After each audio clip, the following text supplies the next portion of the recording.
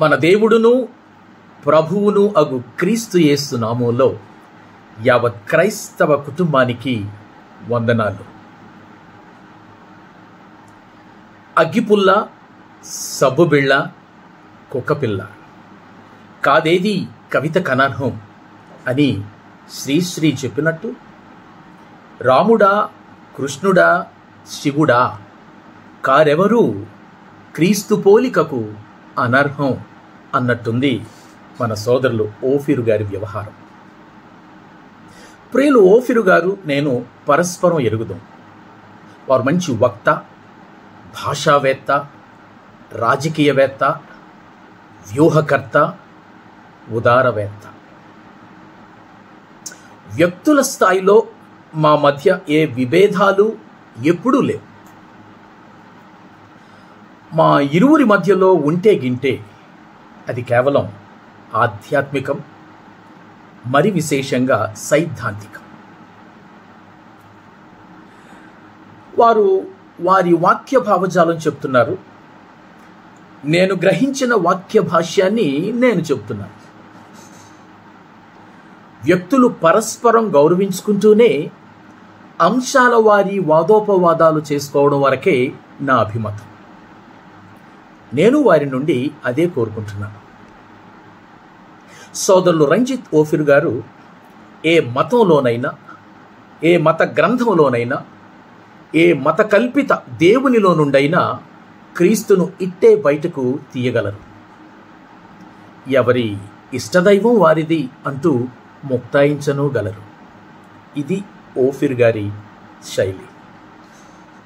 ఆత్మీయులారా, ప్రపంచంలో చోటా మోటా మతాలు 4300 వరకు ఉన్నాయి. అందులో ఓ ప్రధాన 10 మతాలకు వాటి మత గ్రంథాలు కూడా ఉన్నాయి. మన ఓఫీర్ గారు జపాన్ వెళ్ళి వాళ్ళ షింటోయిజం మత గ్రంథం ఉంది చూశారు, కొజికి. ఆ కొజికి చదివి అందులోని షింటో దేవుళ్ళ రూపాలు కామి, ఎవరో కాదండి, వాళ్ళు మా క్రీస్తే అని అనగలరు.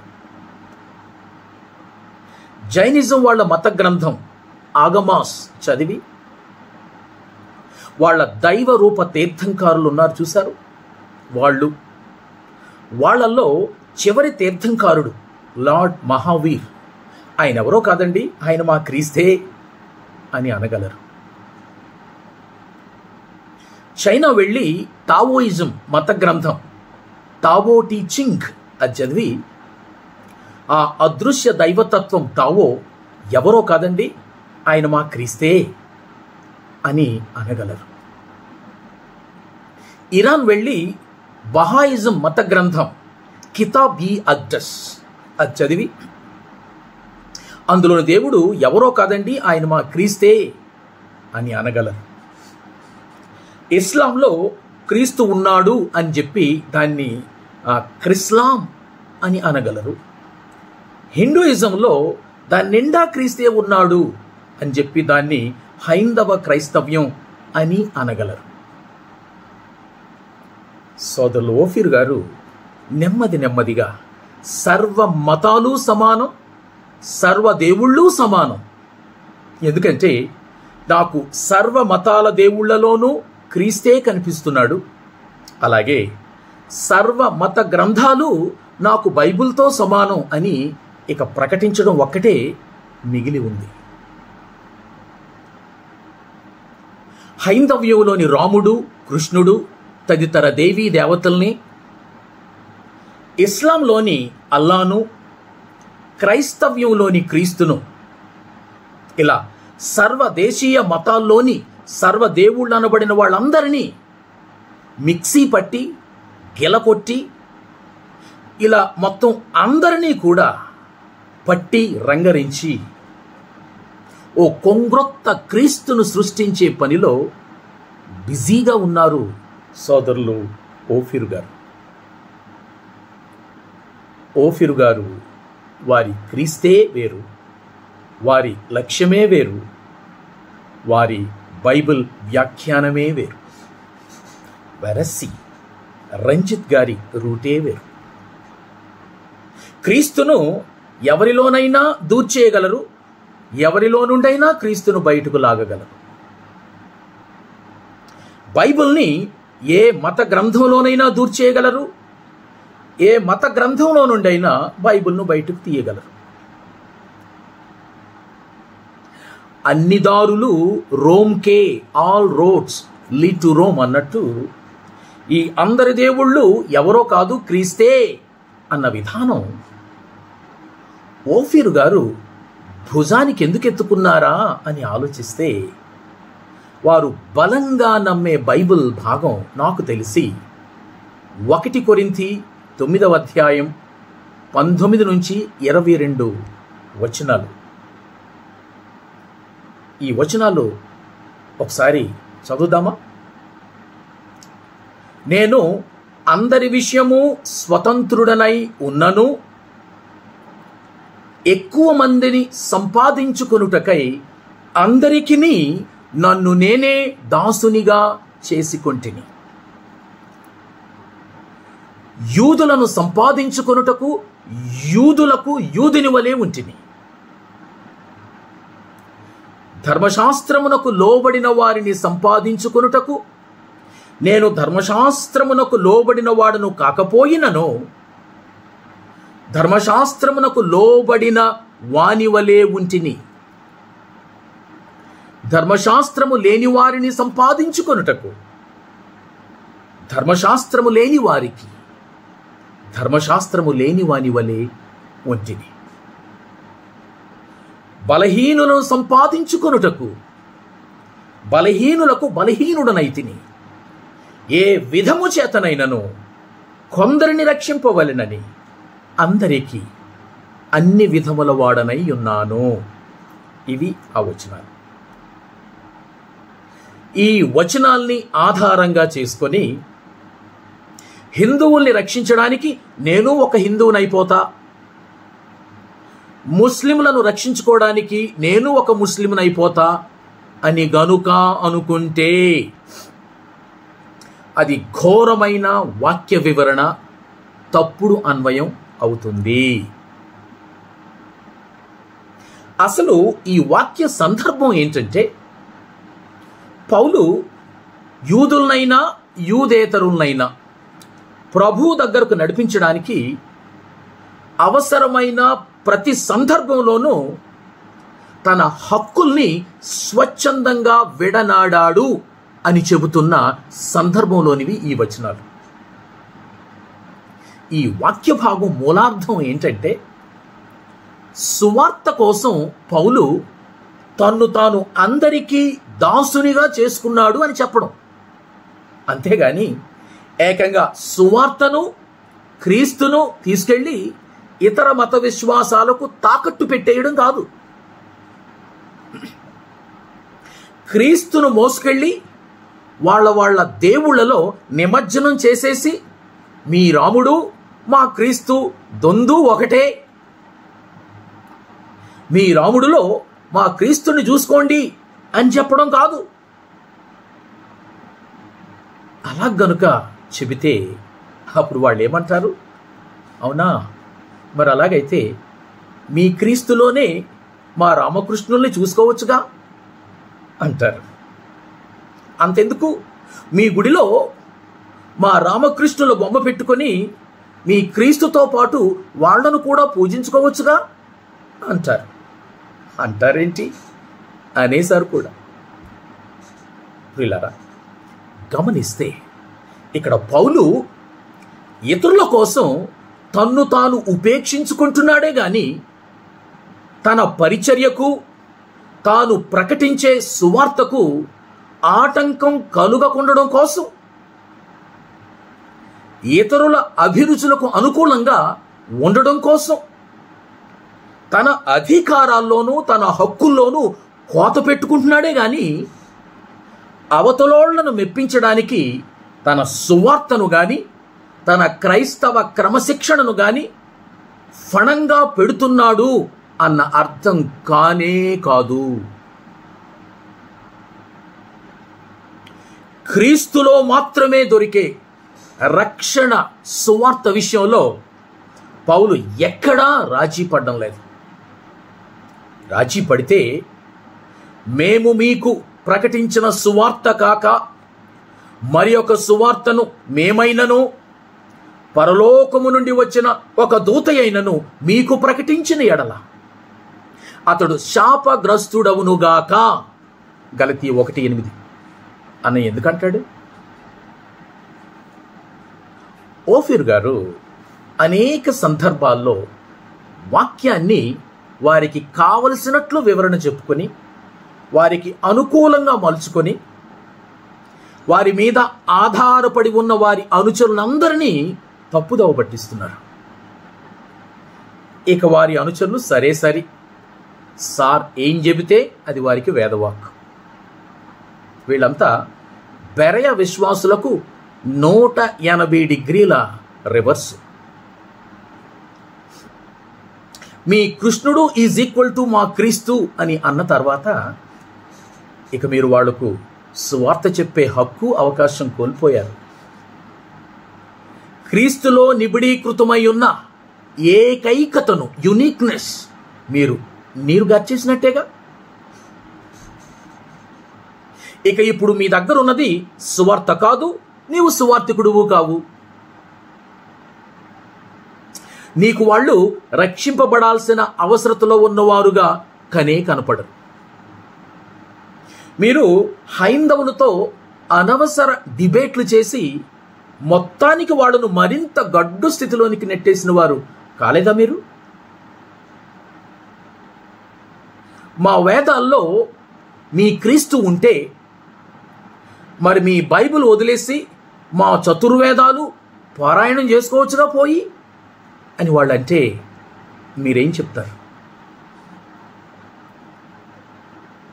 మా రామకృష్ణుల్లో మీ క్రీస్తు ఉంటే మరి మీ క్రీస్తును వదిలేసి మా రాముడిలో మా కృష్ణుడిలో క్రీస్తును చూసుకుంటూ పూజించుకోండి అంటే మీరేం చెప్తారు?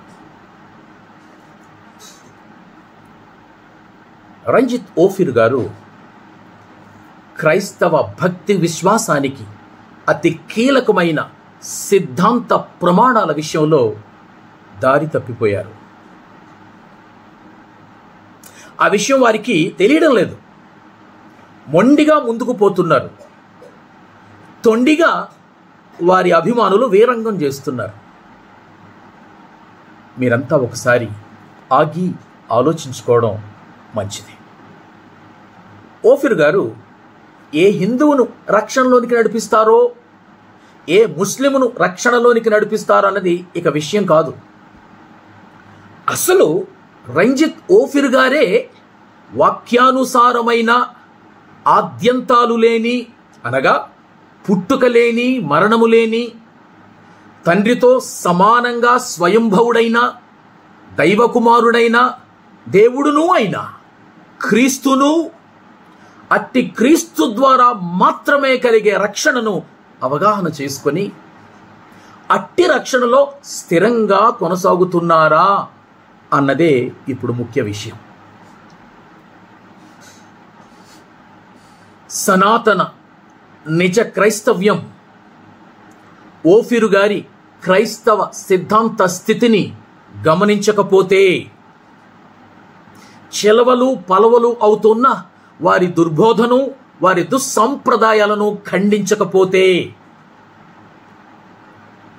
గురుగుల ఏరివేతను క్రైస్తవ సంఘం ఒక్కుమ్మడిగా చేపట్టకపోతే, 1 కొరింథీ 4:1 ప్రకారం దేవుని వాక్య విషయంలో నమ్మకమైన గృహ నిర్వాహకులంగా మనం హోల్సేల్గా ఓడిపోయినట్లే. క్రైస్తవ విశ్వాసంలోని ముఖ్య సిద్ధాంతాల్లో అతి ముఖ్యమైనది దేవుని గురించిన సిద్ధాంతం, థియాలజీ ప్రాపర్ అంటాం. దేవుడు ఒక్కడే, ఆయన త్రిత్వుడు. ఆ త్రిత్వములో ఉన్నవారు తండ్రి, కుమారుడు, పరిశుద్ధాత్ముడు. మత్తయి సువార్త 28:19, 2 కొరింథీ 13:14, ఎఫెసీ 4వ అధ్యాయము 4 నుంచి 6 వచనాలు, 1 పేతురు 1వ అధ్యాయం 2వ వచనం. నేను చెప్పిన వచనాలన్నీ వీటిని బలపరుస్తున్నాయి. 2, త్రిత్వంలోని తండ్రి దేవుడు, 2 కొరింథీ 6వ అధ్యాయం 18వ వచనం. త్రిత్వంలోని కుమారుడు దేవుడు, యెషయా గ్రంథం 7వ అధ్యాయం 14వ వచనం, 9వ అధ్యాయం 6వ వచనం, యోహాను సువార్త 1వ అధ్యాయం 1వ వచనం 18వ వచనం, 20వ అధ్యాయం 28వ వచనం, అపోస్తుల కార్యములు 20వ అధ్యాయం 28వ వచనం, రోమా 9:5, ఫిలిప్పి 2:6, కొలస్సీ 2:9, తీతు 2:13, హెబ్రీ 1:8, 2 పేతురు 1:1. ఈ వచనాలన్నింటిలో యేసుక్రీస్తు దేవుడు అని పిలువబడ్డాడు. త్రిత్వంలోని పరిశుద్ధాత్ముడు కూడా దేవుడు. 1 కొరింథీ 2వ అధ్యాయం 11వ వచనం, రోమా 8వ అధ్యాయం 9 నుంచి 11 వచనాలు, అపోస్తుల కార్యములు 16వ అధ్యాయం 6 నుంచి 7 వచనాలు. ఈ కీలక సిద్ధాంతాల్లో ప్రియులారా, ఇక బేరసారాలకు తోచినట్టు భాష్యం చెప్పడానికి వీలు లేదు. రక్షణ యేసుక్రీస్తు ద్వారా మాత్రమే. ఈ క్రీస్తు గమనించండి, హైందవ క్రీస్తు కాడు, వేదాల్లో క్రీస్తు కాడు, ఖురాన్లోని క్రీస్తు కాడు, పరలోకంలో పుట్టి ప్రారంభం కలిగి నిత్యుడు కాకపోయినా కూడా మొత్తానికి దేవుడేలేండి అని ఉదార భాష్యంతో రంజిత్ ఓఫిర్ గారు అంటున్న క్రీస్తు అసలే కాడు. ఈ క్రీస్తు బైబిల్ ప్రత్యక్షపరుస్తున్న చారిత్రక, దైవాత్మక, దైవ నరావతారియగు స్వయానా దేవుడైన క్రీస్తు యేసు మాత్రమే. రండి, విశాల క్రైస్తవ సమాజమా, విశేషించి క్రైస్తవ సంఘ కాపరులారా, మన మధ్యలో తోడేలు చర్మం కప్పుకొని తిరుగుతూ ఉన్న అబద్ధ పాస్టర్లను మనం గమనించాలి, గుర్తించాలి. వారిని ఏరి ప్రక్కన పెట్టాలి. మన పాస్టర్ల ఫెలోషిప్పుల్లో, నెలవారీ సమావేశాల్లో నెలకు ఒక్క కీలక క్రైస్తవ సిద్ధాంతాన్ని చర్చించుకుందాం రండి. క్రైస్తవ భక్తి విశ్వాసానికి ఆయువు పట్టు లాంటి ఆ కీలక సిద్ధాంతాలను ఏ పాస్టర్ అయితే ఒప్పుకోడో అతన్ని మీ పాస్టర్ల సహవాసం నుంచి తొలగించుకోండి. ఇందులో మొహమాటాలు పోయే ప్రసక్తి లేదు. మనకు వ్యక్తులెవరూ శత్రువులు కారు. మనం విభేదించేది సత్యవాక్య సిద్ధాంతం విషయంలోనే. ఇక ఈ కీలక సిద్ధాంతాల విషయంలో ముసుగులో గుద్దులాటలు వద్దు. నమ్మితే నమ్మినట్టు, నమ్మకపోతే నమ్మకపోయినట్టు. నమ్మితే ఫెలోషిప్లో ఉంచుకోండి, నమ్మకపోతే బయటకు సాగనంపండి. ఆయన గనుక ఒకవేళ తన తప్పు తెలుసుకొని దిద్దుబాటు చేసుకొని వస్తే మరలా పాస్టర్ల ఫెలోషిప్లోనికి తీసుకోండి. ప్రతి క్రైస్తవ సంఘంలో ఒక విజిల్ బ్లోవర్ బృందం ఒకటి ఉండాలి, టీం ఉండాలి. వాళ్ళు సంఘం లోపల కానీ సంఘం వెలుపల కానీ అబద్ధ బోధలు చేస్తున్న వారిని పసిగట్టాలి, వారిని ఖండించాలి, వారిని ఎక్స్పోజ్ చేయాలి, వారికి హితబోధ అంటే ఏంటో నేర్పించాలి. ఎవరెవరు అబద్ధ బోధకులు లేదా వాక్య వక్రీకరణ చేస్తున్నారో ఆ వివరాల్ని వారి వారి పేర్లు సందర్భాలతో సహా మీ ఫేస్బుక్ పేజీల్లోనూ యూట్యూబ్ ఛానళ్లలోనూ ప్రకటించండి. మీ చర్చ్ బులెటిన్స్లో ప్రచురించండి. వీలు చూసుకొని ఒక చిన్న వీడియో క్లిప్పింగ్ను మీ సంఘం లేదా సహవాసం నుండి సోషల్ మీడియాలో అప్లోడ్ చేయండి. ఆ విధంగా మీ సంఘ విశ్వాసుల్ని జాగృతి చేసుకోండి. హితబోధ అనుసరించే సంఘాలు ఇలాంటి విపత్కర సమయాల్లో కూడా మౌనంగా ఉంటే, దుర్బోధనలే జనాలు హితబోధ అని అనుకునే ప్రమాదం ఉంది.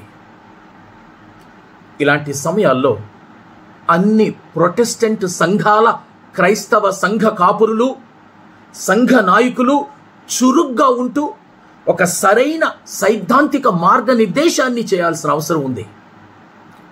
మీ మౌనం పెను ప్రమాదం నా ఆత్మీయులారా. అందుకే క్రైస్తవ సంఘమా, జాగో, నిద్రాణ స్థితి నుండి మేలుకో.